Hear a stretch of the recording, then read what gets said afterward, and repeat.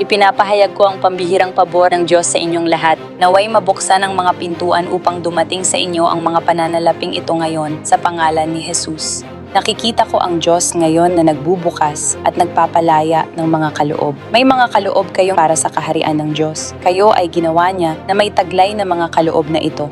At mayroon ding mga bagong kaloob na darating sa inyo na wala pa kayo hanggang sa sandaling ito. Nais kong ipahayag na ang kapangyarihan ng Diyos ay dumating sa mga kaloob na ito ngayon. Ipinapahayag ko na mabuksan at mapalaya ang mga kaloob na ito sa inyo ngayon. Pinakakawalan ko ang kapangyarihan ng Diyos sa mga kaloob na ito sa pangalan ni Jesus. Kapag ginamit ninyo ang mga kaloob na ito, naway dumaloy sa inyo ang kapangyarihan ng Diyos.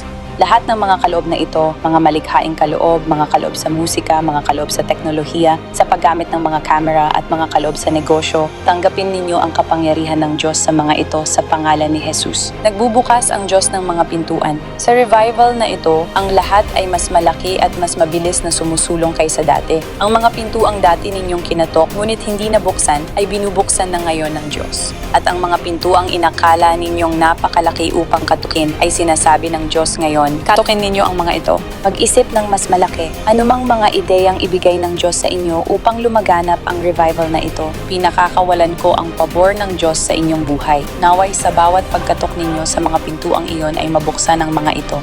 At ipinapahayag ko na walang pintuang napakalaki at walang ideyang napakalaki sapagkat ang Diyos ay karapat-dapat sa pinakadakila. Ang ilan sa inyo ay namumuhay sa kaisipan ng kakapusan at kahirapan at sinasabi ng Diyos na lumabas kayo sa ganitong uri ng pag-iisip. Walang hangganan ang magagawa ng Diyos.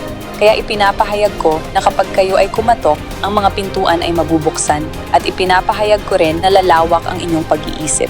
Mula sa araw na ito, magkakaroon kayo ng malalaking pananaw at mga ideya. Malalaman ninyo na ang mga ito ay mula sa Diyos. Ang banal na espiritu ay magsasalita sa inyo ng mga dakilang ideyang ito at inyong susundin at isa sa katuparan ang mga ito. Ibinibigay niya sa inyo ang misyong ito na sumunod sa Kanya, ipalaganap ang mabuting balita at gawin ang gawain ng Diyos sa mga lugar na hindi pa naaabot sa pangalan ni Jesus. Hallelujah!